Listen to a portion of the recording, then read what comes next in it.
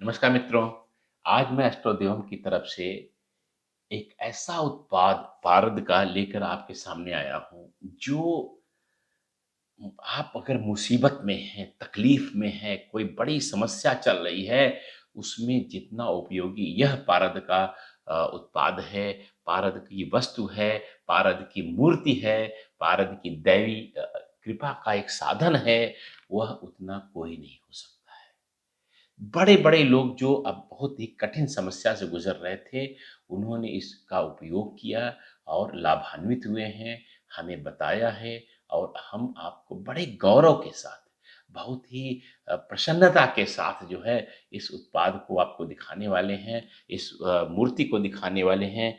यह भगवान हनुमान जी की जो है, यह मूर्ति जो है, यह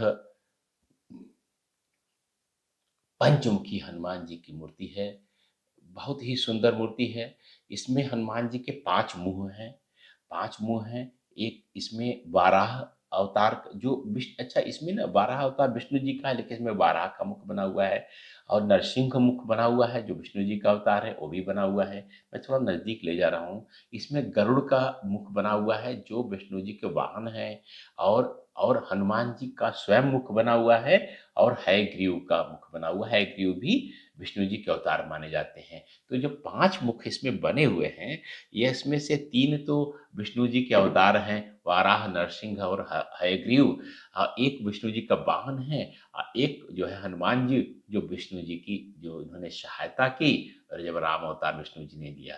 तो ये अच्छा अब देखिए जो है क्या राम अवतार भगवान विष्णु ने लिया, भगवान विष्णु सर्वव्यापी हैं, सर्व सक्षम हैं, कुछ भी कर सकते हैं। लेकिन क्या वह अगर पूरी राम कथा पढ़िए, हनुमान जी की कितनी महत्वपूर्ण भूमिका है, कितनी महत्वपूर्ण भूमिका है। है तो भक्त हनुमान राम के, लेकिन उन्होंने कितना बड़ा कैटालिस्ट रोल अदा किया जो है कि पूरी राम कथा आप देखेंगे कि लंका जाना होता है, यह होता है, लक्ष्मण जब वो पड़े हुए हैं, तो ये सारी चीज़ें जो है कैसे कितनी सुंदर जो अगर हनुमान जी की भूमिका देखेंगे, तो लगेगा कि उनके बिना तो राम कथा के पीछे हनुमान ही है। राम उन पर निर्भर है, सीता उन पर निर्भर है, लक्ष्मण का प्राण उन्होंने बचाया, भरत जब एकदम से निराश बैठे हुए थे तो उनके पास संदेश पहुँचाया, तो हनुमान की भूमिका तो अलग ही है। तो यह जब भगवान का संकट में थे, तब जिस देवता ने, जिस शक्ति ने जो है उनको बचाया, अच्छा वह हनुमान है। तो अगर भगवान को कर सकते हैं, तो आपको नहीं कर सकते? कर सकते हैं। अब दूसरी बात ये है कि इसमें जो अवतारों को देखें आप दक्षिण भारत में मूर्ति देखें वाराह और जो है नरसिंह सबसे वैसे उनके अवतार माने जाते हैं जो मुसीबत में, तकलीफ में सबसे ज़्यादा उस तरह से बन के आते हैं एकदम लाइटनिंग स्ट्राइक, एकदम विद्युतीय शक्ति, एकदम पूरे सारी समस्याओं को समाप्त करने के लिए वह माने जाते हैं। तो इसके पीछे एक कथा भी है कि अहिरावण ने जब राम और लक्ष्मण को उठा कर ले गया था और बलि चढ़ाने वाला था, तो उस समय एक था कि 5 दीपक जल रहे थे, तो पाँचों दीपों को एक साथ जब तक बुझाया नहीं जाता तब रावण को हराना असंभव था। तो हनुमान जी ने चमत्कारिक रूप से 5 उनके मुख पैदा हुए और उन पाँचों मुखों से उन्होंने एक साथ उन दीपक को बुझा दिया और दीपक को बुझा करके राम और लक्ष्मण जी जो है, भगवान राम, भगवान लक्ष्मण जो है, जिनकी बलि चढ़ाई जानी थी, बताइए भगवान को बलि चढ़ाई जानी थी, तो वो उनको उठा करके बचा करके हनुमान जी ले आए। तो एक पूरी कथा जो है और पूरा एक प्रसंग इस तरह का बताता है कि जब सर्वोच्च शक्ति भी विश्व की संकट में पड़ती है, तो जो शक्ति उनके उनकी सहायता के लिए तत्पर होती है, वो पंचमुखी हनुमान होती है और हम लोगों की क्या बिसात है, साधारण मानव है। तो यह पंचमुखी हनुमान की मूर्ति बहुत ही प्रभावकारी है। अगर आप मुकदमों में उलझ रहे हैं, किसी बड़ी समस्या से गुज़र रहे हैं, जिसका पार पाना दुश्मन आपके आपके शत्रु जो है आप पर हावी हो रहे हों, तो यह पंचमुखी हनुमान की मूर्ति अगर आप रखते हैं, तो यह बहुत ही आपको एकदम उस तरह से निकाल लेगा जैसे कि गजग्राह का स्थिति में भगवान विष्णु ने उसको हाथी को बचा लिया था जब मगरमच्छ उनको खत्म करने वाला था हाथी को। तो यह इस तरह की स्थिति में आप इन पंचमुखी हनुमान जी की मूर्ति स्थापित कर सकते हैं। और इसे कहाँ स्थापित करनी है? यह घर के दक्षिण के उसमें स्थान करना है, क्योंकि दक्षिण जो स्थान है वह मंगल का स्थान है। कुंडली में आपके मंगल दक्षिण में जाकर के उच्च के होते हैं, और यहाँ पर भी जो वास्तु में भी दक्षिण मंगल का स्थान है। मंगल जो है वह ऊर्जा है जो आपकी सहायता के लिए तत्पर होती है। अगर ज्योतिष में देखेंगे मंगल को सेनापति कहा गया है। मुरुगन स्वामी, कार्तिकेय या जो कहे जाते हैं दक्षिण भारत में, वो भी मंगल के प्रतिनिधि हैं। देवताओं को जरूरत पड़ी तो मंगल सेनापति रूप में कार्तिकेय या मुरुगन स्वामी गए और उन्होंने बचाया जो है देवताओं को, और भगवान राम को हनुमान ने बचाया। तो यह जो बड़ी समस्या से निकलने के लिए जो शक्ति काम करती है वो हमेशा मंगल की शक्ति होती है। तो इसीलिए उनको सेनापति कहा जाता है। सेनापति, अगर युद्ध हो रहा है तो सेनापति ही कहीं देश को बचाएगा ना, या राष्ट्र को, राज्य को बचाएगा। तो मंगल की शक्ति आपको चाहिए, तो इसलिए। और मंगल ही जो है मंगल दक्षिण दिशा ही हनुमान जी की दिशा मानी जाती है। तो वहाँ दक्षिण दिशा में आप इस मूर्ति को रखेंगे घर के, और जो घर के अंदर की तरफ देख रहे होंगे। इसको दिशा निर्धारण के लिए बहुत सरल तरीका है। आप एक कंपास ले लीजिए, कुतुबनुमा, या जो है जिसे दिशा सूचक यंत्र कहते हैं, उसको ले लीजिए। अगर आपके पास नहीं है, मोबाइल में डाउनलोड कर लीजिए कंपास करके। सर्च करेंगे प्ले स्टोर में, वहाँ कंपास मिल जाएगा, वो डाउनलोड कर लीजिए। और घर के केंद्र में उस मोबाइल को या जो है कंपास को रख दीजिए। दक्षिण दिशा जिधर बता रही है उधर दक्षिण दिशा में कहीं भी आस निकट या थोड़ा दूर, या जहाँ अंत में कहीं भी एक सुंदर स्थान देख करके अच्छे समय पर जो है इस मूर्ति को स्थापित कर दी। जब हम मूर्ति आपको भेजते हैं अस्ट्रो देवम से, तो यह हम पहले से ही बहुत अच्छे से प्रतिष्ठित करके पूजा करके सब कुछ भेजते हैं। लेकिन आप चाहें तो हमसे जो है एक अच्छा समय पूछ सकते हैं स्थापित करने का। नहीं तो मंगलवार को आप इस मूर्ति को स्थापना कर दीजिए, बहुत अच्छा रहेगा। मंगलवार को सुबह सुबह स्थापना कर दीजिए दक्षिण दिशा में, ये बहुत अच्छा रहेगा। और तो यह जो भी आपके ऊपर कोई बड़ी मुसीबत आई हुई है, तो यह हनुमान जी, इस हनुमान जी की देखिए ना 5 मुख हैं और 10 हाथ हैं। ये दसों दिशाओं से, किसी भी दिशा से आपके ऊपर जो है मुसीबत आ रही है, समस्या आ रही है, तो 10 हाथ हैं हनुमान जी के। इन हाथों में सारे दसों दिशाओं से आने वाली 10 दिशाएं होती हैं। चार देखिए, अगर आपको मालूम नहीं है तो बता दूं मैं, 10 दिशाएं 10 होती हैं, 4 दिशाएं नहीं होती हैं। वास्तु में आप पूछ लीजिए, अगर आपको नहीं मालूम है कमेंट बॉक्स में लिख दीजिए, आप जो है 10 दिशाओं के नाम हम लोग सूचित कर देंगे। तो दसों दिशाओं से आने वाली समस्याओं को हनुमान जी अपनी अ, बल से जो है उसको समाप्त कर देंगे। आपके शत्रुओं का विनाश कर देंगे, आपके मुकदमों को खत्म कर देंगे, आपके अंदर के भय को समाप्त कर देंगे। जो बड़ी से बड़ी मुसीबत जिससे आप गुजर रहे हैं, वह हनुमान जी उसको ऐसे चुटकियों में खत्म कर सकते हैं। इतने शक्तिशाली हैं, और यह मूर्ति उनसे भी बड़ी शक्तिशाली है। यह उस प्रतीक है हनुमान जी की उस शक्ति का, जब उन्होंने सर्वोच्च सत्ता जो इस सृष्टि की है, राम और कृष्ण, उनको उन्होंने रावण के यहाँ बलिवेदी पे जब चढ़ रहे थे, तो हनुमान जी जा करके उनको बचा करके ले आए थे। तो यह प्रतीक है। अच्छा, बहुत बार मेरे सामने ये प्रश्न आता है, लोग कहते हैं कि आप हमेशा पारद की मूर्ति क्यों रखने कहते हैं? देखिए, पारद की मूर्ति जो है, हम लोगों ने जितना बड़ा शोध किया है पारद पर, वो उतना बड़ा शोध मैं समझता हूँ कि किसी भी संस्था ने, किसी भी व्यक्ति ने नहीं किया है। और दूसरी बात कि ओरिजिनल पारद लिखने का अधिकार पूरे भारत में या पूरे विश्व में केवल हम लोग को है।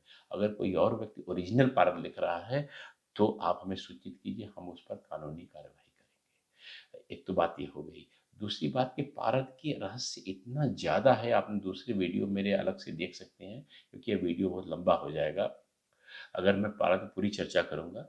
लेकिन एक छोटा श्लोक में जो है, जो पारद की मूर्तियों से संबंधित है, क्योंकि लोग हमसे कहते हैं कि पीतल की मूर्ति रख लें, चांदी की मूर्ति रख लें, तांबे की मूर्ति रख लें, लोहे की मूर्ति रख लें, हम ऐसी मूर्ति वैसी मूर्ति रख लेंगे। तो एक तो मैं बता दूं, पीतल कोई स्वतंत्र धातु नहीं है। यह तांबे का ही एक जो है उसमें मिल करके बनता है। एक उसका मिश्रण है जिसको अलाय कहते हैं। ठीक है ना? तो केवल अलाय कहते हैं, वही वो पीतल है। खुद स्वतंत्र रूप से पीतल कोई धातु नहीं होती है, तांबा से मिलकर के बनता है। इस बारे में बड़ा प्रसिद्ध श्लोक है। सूते गुणानाम शतकोटि वज्रे चाभ्रे सहस्त्रम कनके शतकैर्मृतारे गुणासीत तत् कांते तीक्ष्ण चतुष्षष्टि रवौ तदर्थम। ये श्लोक ये कहता है कि तांबे में 32 गुण होते हैं। तांबा, इसको पीतल भी आप ले सकते हैं। जो सॉफ्ट लोहा, अनबेक्ड लोहा, जो कच्चा लोहा जो होता है, उसमें 40 गुण होते हैं। जो बेक्ड लोहा, पका हुआ लोहा होता है, जो कठोर हो जाता है, उसमें 64 गुण होते हैं। चांदी में 80 गुण होते हैं। सोने में 100 गुण होते हैं। अभ्रक और हीरे में 1000 गुण होते हैं। वाह! अब मैं उसे, हालाँकि मुझे मालूम है हीरे का आप मूर्ति नहीं बनवाने वाले हो, इतना बड़ा हीरा मिलेगा कहाँ से आपको? बस उसपे हीरे लगा सकते हो किसी मूर्ति पर। लेकिन शास्त्र में आपको समझाने के लिए, क्योंकि हीरा सबसे कठोर पत्थर माना जाता है, तो तत्व माना जाता है, तो इसलिए हीरे को 1000 गुण होते हैं। लेकिन पारद में जानते हैं पारद की मूर्ति में कितने गुण होते हैं? शतकोटि, यानी 100 करोड़, 100 करोड़ गुण होते हैं। तो पारद की शक्ति से, पारद के प्रभाव से जो है, किसी भी धातु की, किसी भी तत्व की, किसी भी पत्थर की, हीरे जवाहरात की भी कोई तुलना नहीं है। ऋषियों ने इसे बहुत पहले समझ लिया था, और हमने भी अष्टोदेव में इतना शोध करके इस बात को समझा। इसीलिए आप देखे होंगे कि हमेशा हम लोग जो है, जब उपाय बताते हैं, तो पारद को जो है प्रतिनिधित्व देते हैं, पारद को प्राथमिकता देते हैं।